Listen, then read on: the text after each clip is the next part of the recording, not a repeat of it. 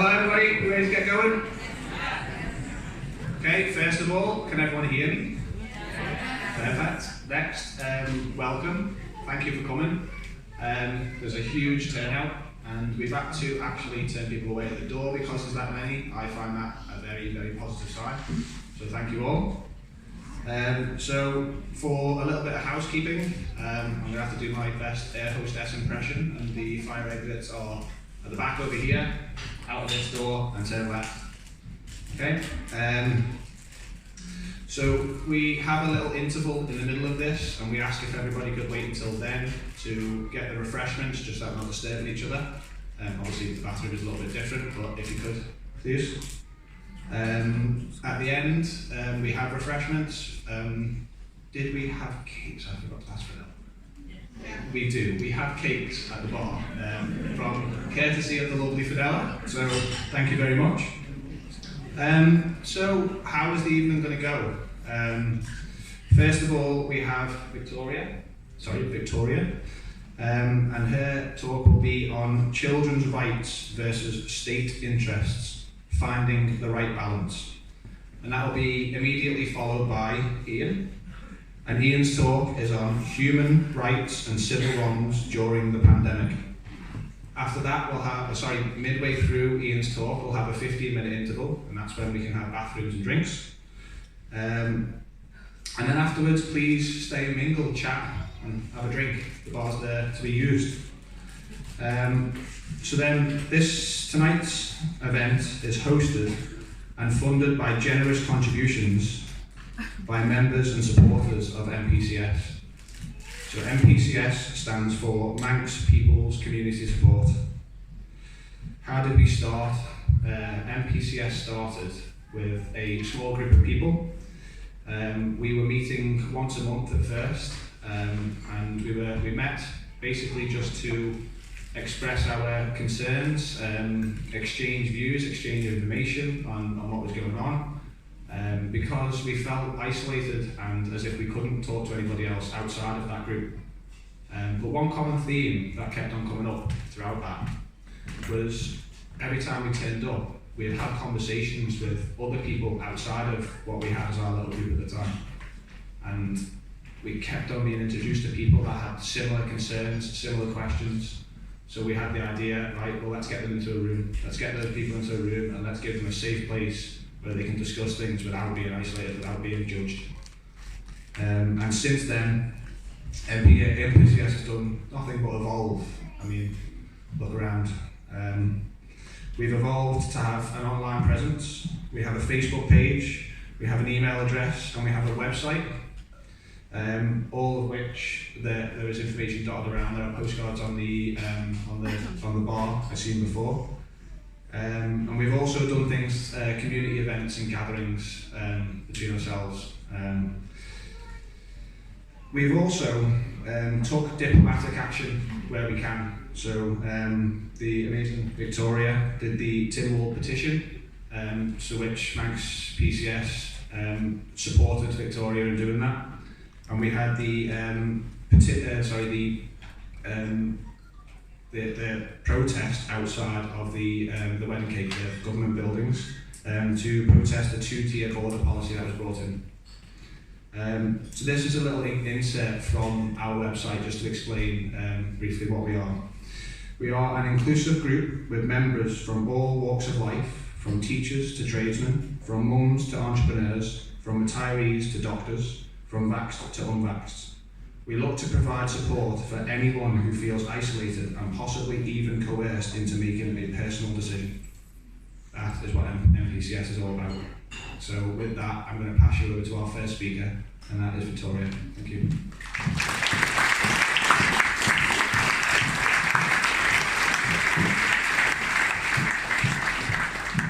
My name is Victoria Hodgson. I'm a solicitor and a mother of 4. In July this year, I presented a petition on Tynwald Day, a day when our island nation celebrates freedom and democracy on the Isle of Man. I petitioned against the Isle of Man border entry policy, which discriminated against the unvaccinated. Whilst that policy has since been reviewed, I believe it was a policy designed to coerce people into taking an experimental COVID vaccine. Tonight, I'm going to be talking about state interests versus the rights of children during the so-called COVID-19 pandemic. The human rights of children and parents on the Isle of Man and around the world are under attack. Many parents and grandparents will share my concerns about the wearing of face masks, testing and vaccination of children and pregnant women against COVID-19. For the last couple of years, most respiratory illnesses have been labelled or mislabelled as COVID-19. It's become clear that during 2020 to 2021, there has been a consistent mislabelling of cause of death, and COVID-19 has been used as a catch-all for many other causes of death. The only pandemic is one of media column inches, as there was no increase in mortality in 2020 on a 10-year UK average. Let me repeat that. There was no increase in mortality in 2020 on a 10-year UK average. It seems the flu and common cold have all but disappeared, or should I say, renamed. Does anybody remember marathon chocolate bars? They got rebranded as Snickers. Does anybody remember the flu and common cold? It seems they too have been rebranded as COVID-19 and marketed as a pandemic. Allow me to put the situation into context with regard to the risks to children from the collection of symptoms or the lack of any symptoms mislabelled COVID-19. The risk of hospitalisation or death to children under the age of 16 has been described by Professor Russell Viner of the Great Ormond Street Institute of Child Health as being extremely low. Each of us can use our own perception to see that the risk of any current respiratory illnesses to children is extremely low. Some people feel that the risk is non-existent, or at least nothing new. In a reply to a Freedom of Information request dated 18th February 2021, the Isle of Man Government's Department of Health and Social Care have confirmed that they have not isolated or purified SARS-CoV-2. Similar responses have been given by 141 institutions in at least 25 different countries. If a COVID-19 virus has not been isolated, then what are we testing for? If a COVID-19 virus has not been isolated, might we question whether we and our children are simply getting one of the same respiratory illnesses that have always been around? Again, for emphasis, based on official death figures in 2020, there has been no increase in mortality on a 10-year UK mortality average. But deaths do appear to be rising significantly in 2021. In the most heavily jabbed across the UK and in many countries. In the Isle of Man, we've seen a doubling of strokes in 2021. As from the 30th of November 2021, the Isle of Man Government has advised that all secondary school children plus 10 and 11-year-olds in primary schools are expected to wear face masks. This is state coercion, but I would emphasise that it is not a formal legal requirement. I emphasise it is not a formal legal requirement. Contrast this with Singapore, for example, where all children over the age of 6 are legally required to wear face masks in schools at all times, indoors, including in classrooms and communal areas. The image on this screen is dystopian. Where is the communication, the laughter and the childhood? We will not allow this to happen here. I call upon the Isle of Man Government to provide parents with a risk assessment for each individual child as to the safety and efficacy of wearing masks. The government would assert that the wearing of face masks by school children is a measure designed to reduce the spread of the so-called virus. However, the research related to this measure is not so supportive. A landmark Danish study called the Dan-Mask-19 trial found that there was no significant difference between those who wore masks and those who did not when it came to testing positive for COVID-19. But there are no long-term proven safety studies on the wearing of masks, quite the reverse in fact. A 97-page mask harms document can be provided with the transcript of this talk. The claimed benefits of wearing face masks needs to be considered, along with the dehumanising effect that the measure has on children, the magnitude of which is not yet known. What is well documented, however, is the sharp rise in child referrals to mental health practitioners across the world, including here on the Isle of Man. There is also the proven risk of physical harm and infection when wearing face masks for long periods of time. When wearing masks, children will re-breathe their own exhaled waste products into their bodies. This can result in infections of the lungs or throat. It can lead to colds and flu and possibly pneumonia. School children have also reported an increase in headaches and dizziness. Of course, the negative impact of wearing masks on our children's emotional, social and language development is not yet fully known. I've heard that there are children in schools on the Isle of Man who do not wear face masks for whatever reason and are being made to sit separately and distanced from their classmates. To many, this practice has troubling echoes from various historical periods of segregation and must not be allowed to continue. Those responsible for education on the Isle of Man must consider the impact that their discrimination and segregation is having on our children. How many times have we told ourselves and taught our children that segregation and discrimination are wrong, that they're a path to a divided society? No one who truly cares for the welfare of our children should stand idly by and watch this unfold, let alone promote such behaviour. Yet Teachers Union, the NASUWT, to whom most Manx teachers belong, recently requested that the Isle of Man government mandate masks for all children and staff. National Executive Member Damien McNulty claimed on state-subsidised Manx radio that a mandate in all areas of schools was a sensible measure. Notably, Mr McNulty is not an epidemiologist, nor even a doctor. He's a primary school teacher who lives in the UK, not the Isle of Man. Since July 2021, secondary school children on the island have been encouraged to take lateral flow tests twice a week. Such tests are conducted on a voluntary basis and, I emphasise, are not compulsory. Let's for a moment consider the situation in the Republic of Ireland. As from December 2021, all children aged 9 and above in the Republic of Ireland have been required to wear face masks in schools and on school public transport and also in indoor public settings. The Irish Department of Education has stated that all unmasked students and staff will be refused entry to schools unless a medical certificate is provided to prove exemption. The Irish Department of Education needs to seriously question whether such a measure is lawful. It's an alarming state of affairs, so close to our own shores, and one which it's hoped that the Isle of Man government does not follow. If it does, it can expect full legal challenge.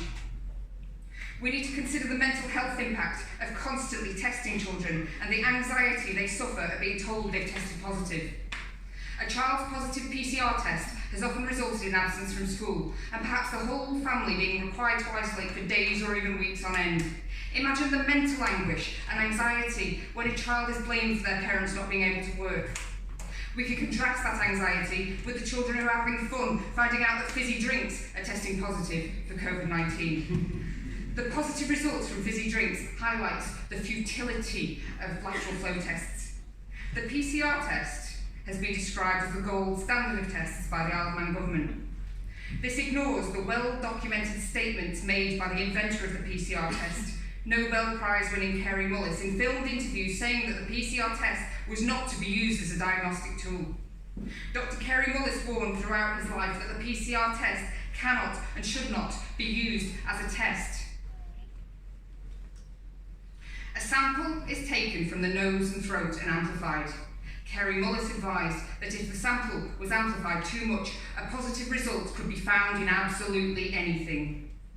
Even Anthony Fauci, the chief medical advisor to the US president in July 2020, said that the PCR COVID test is useless and misleading when the test is run at 35 amplification cycles or higher. The Isle of Man government has stated in a reply to a Freedom of Information request dated the 18th of February 2021 that samples are amplified a massive 45 times on the Isle of Man. 45 times. If the PCR test is useless and misleading when the sample is amplified at 35 cycles or higher, why is the Isle of Man government, along with other governments around the world, amplifying at 45 times? The results of the PCR tests cannot be trusted. Can the governments around the world please reassure us that an entire global lockdown has not been conducted on the basis of non-certified faulty tests? In the Isle of Man, COVID-19 vaccination is now being offered to 12 to 15-year-olds. Vaccination on the Isle of Man remains entirely optional. I emphasise, it is not compulsory. Many parents share grave concerns about the safety of COVID-19 vaccinations. The vaccines are only authorised for emergency and experimental use and are therefore not properly approved or tested. They are experimental.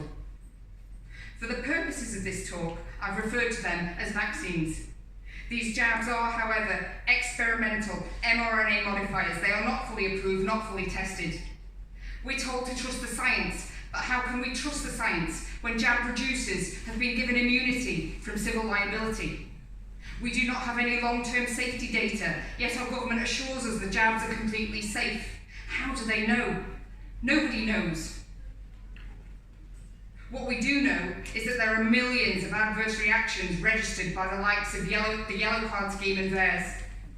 The adverse effect and death reporting schemes were put in place to act as early warning systems to enable people to report a range of adverse effects when taking any medication. Along with the millions of effects reported from the COVID jabs, from skin rashes to Bell's palsy to strokes and heart attacks, are thousands of deaths, some of them children. It's no surprise then that many parents who may have had COVID-19 jabs themselves are understandably hesitant to give an experimental jab to their child on the simple grounds of a lack of information relating to safety. A second reason is efficacy. The government states that vaccinations will not prevent the catching or transmission of COVID-19. So if our children are not threatened by this so-called virus, then why take an experimental jab? In the UK, the initial decision of the Joint Committee on Vaccination and Immunisation in September 2021 did not recommend 12 to 15-year-olds be jabbed against COVID. It was stated that the benefits of the jabs were deemed too marginal to justify recommending it to 12 to 15-year-olds and advised ministers to seek further input from chief medical officers. The chief medical officers actually did go on to recommend that the jabs be offered to 12 to 15-year-olds. The justification was that jabbing would reduce educational disruption. The justification was not therefore made around any physical health benefit to the child. I repeat, it was not for any physical health benefit to the child. It was politically, and dare I say it, financially driven.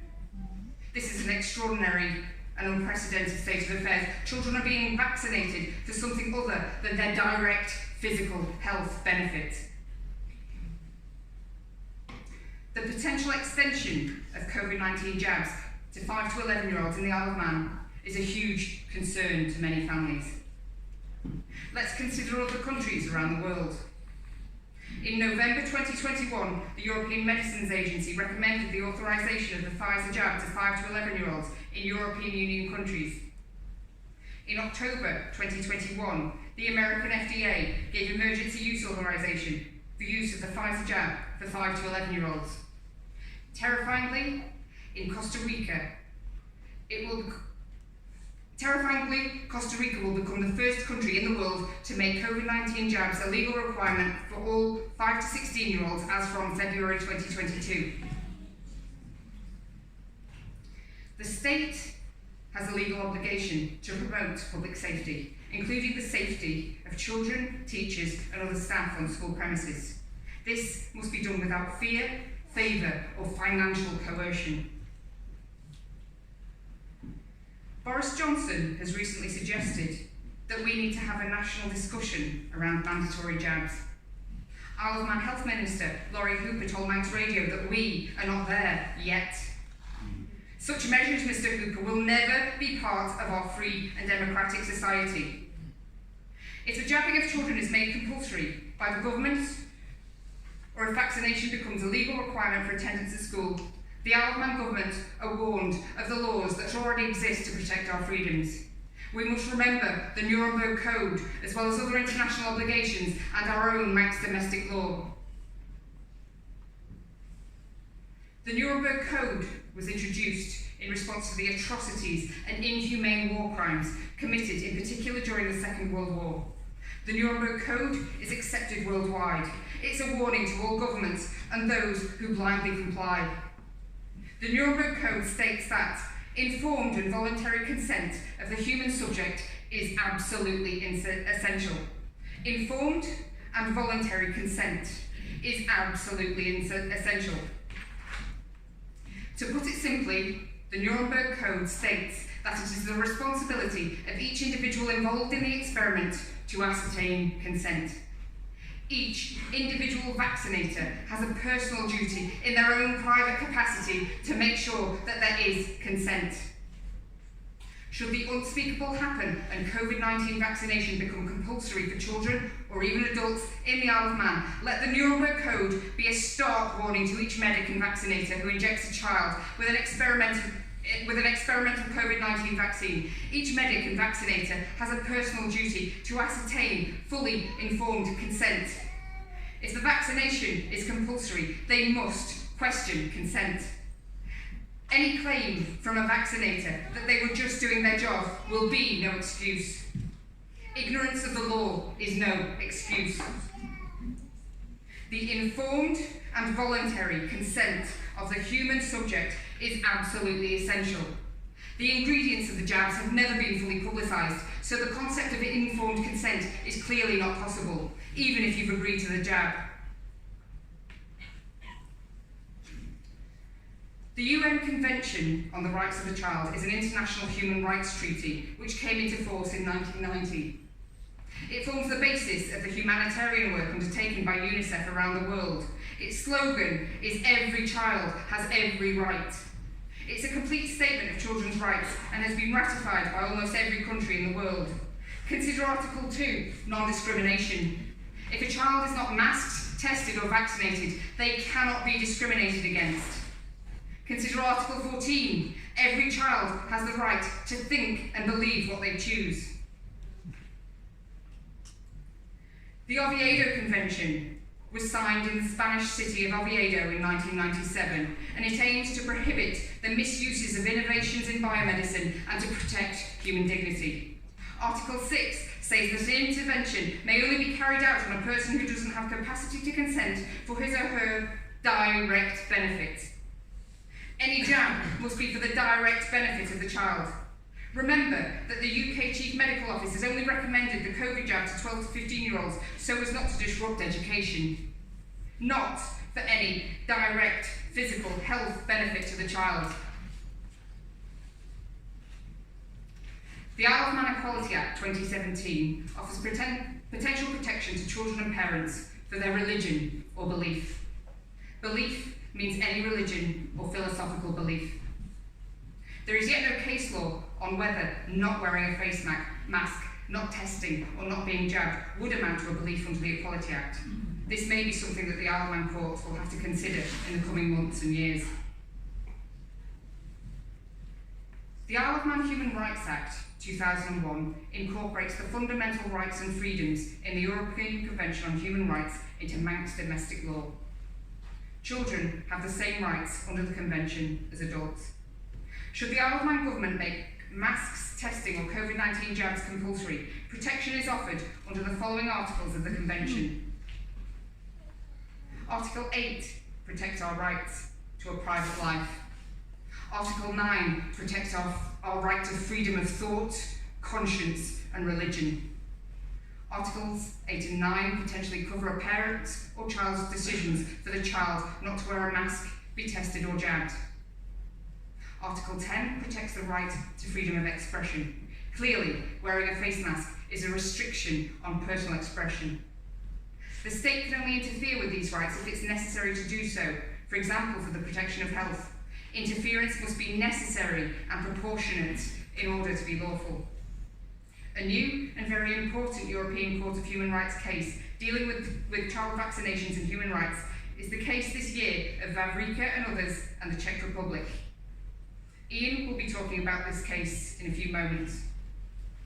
If face masks, testing or jabbing are made compulsory, there are a number of legally recognised rights for children and parents which will compete against state interests. This will be something that the Isle of Man courts will have to consider in the coming months and years. In conclusion, any mandatory face masks, testing or experimental vaccination is morally and ethically wrong. In recent weeks, in Western societies such as the USA, Germany, Italy and Austria, we've seen compulsory vaccination passes and the segregation and public exclusion of those who refuse to be jabbed. Australia even has its own quarantine camp where supposedly infected people are being held against their will. The media doesn't appear to dare to cover this news. The Nuremberg Code was designed to prevent such atrocities, yet here we are again. The few remaining survivors of the Holocaust will tell you how the final solution was enforced little by little, bit by bit, until families were herded into cattle trucks and sent off to the gas chambers, having been assured it was all for their own good. I have not taken an experimental COVID vaccine, nor will I, as I took David Ashton's advice and did my own research. I know that some of the ingredients are aborted animal and human cell lines, pesticides, preservatives, toxic metals, calf serum, formaldehyde, and known cancer-causing carcinogens. And I say to those who've already been vaccinated, you will be on an ever-increasing vaccine and booster schedule, just to keep your inherent freedoms, the freedoms which prior to 2020 we all took for granted. The manufacturers of these vaccines, the government and the media have repeatedly told us this. You will need more and more jabs just to keep your freedom. The freedom you had anyway. This is about freedom, not any so-called virus. How many jabs will you take before you say no? Will you take 10 jabs a year to get your holiday, perhaps only to realise that they'll find some reason to say you can't go anyway? Will you turn your mum or granny away this Christmas? Will you ever again accept being refused entry to a hospital or a care home to comfort or say goodbye to a loved one? All while Downing Street allegedly continued to party, clearly not afraid of any so-called virus. This Christmas, we should all remember the 400% increase in Manx suicides in 2020. The Manx media frenzy has a lot to answer for. I was proud this year to be able to present a petition to Tynwald. Proud to take an active part in political and democratic life, as is my human right. A human right I will retain. I will retain my other human rights, such as the right to exercise bodily autonomy. We must all unify to preserve these human rights for our children, so that future generations are not born into a dystopian world, never having known our inherent freedoms existed. Any deviation from such freedoms should be vigorously resisted. All our families have sacrificed so much over the past 2 years. We need to ensure that we don't sacrifice our freedom, our democracy, or our children on the altar of silence and compliance.